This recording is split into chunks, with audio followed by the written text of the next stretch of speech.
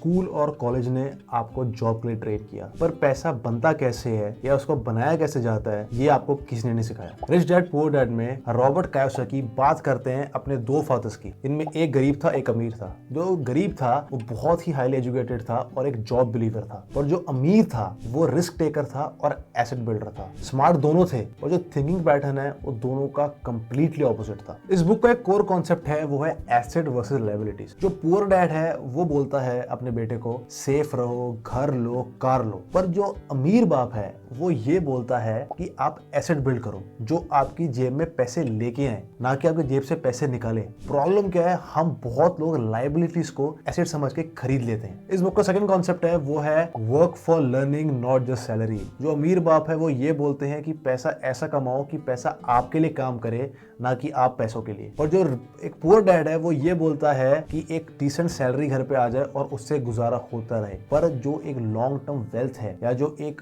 Empire कोई इंसान खड़ा करता है वो सैलरी के बेस पे खड़ा नहीं करता। आपको यहाँ पे चाहिए फाइनेंशियल इंटेलिजेंस, और ये जो कॉन्सेप्ट है ये हमें किसी भी स्कूल कॉलेज में नहीं सिखाया जाता। इस बुक का तीसरा कॉन्सेप्ट है माइंडसेट ऑफ रिस्क। यहाँ पे जो पुअर डैड है वो ये बोलते हैं कि आप रिस्क मत लो, आप एक सेफ जोन में रहो। एक जो आपकी इन्वेस्टमेंट्स है या जो और चीजें बहुत रिस्की है तो इन सब चीजों में मत पड़ो। पर जो रिच डैड है उन्हें पता है कि रिस्क ही ऐसी चीज है जो एक आपको लॉन्ग टर्म रिवॉर्ड दे सकती है। उनका मानना ये है कि रिस्क लो, उसे समझो, एनालाइज करो और फिर एक्शन लो। तो यहाँ पे ऑथर बात करते हैं रिस्क मैनेजमेंट की। रिच लोग कभी रिस्क को अवॉइड नहीं करते, वो उसे मैनेज करते हैं। ये जो किताब है रिच डैड पुअर डैड, ये एक वेल्थ मैनुअल है, बिकॉज ये आपको सिखाती है कि एसेट बिल्डिंग कैसे की जाती है। हमको सोसाइटी ने बहुत सारा ट्रेन कर रखा है कि सिर्फ आप एक सैलरी पे ध्यान दो, सिर्फ जॉब पे ध्यान दो, पर ये बुक आपको सिखाती है कि एक्चुअल वेल्थ बिल्डिंग होती कैसे है। चाहे आप कितना भी हार्डवर्क कर लें, अगर आपके पास फाइनेंशियल एजुकेशन नहीं है तो आप हमेशा फाइनेंशियली स्टक ही रहेंगे।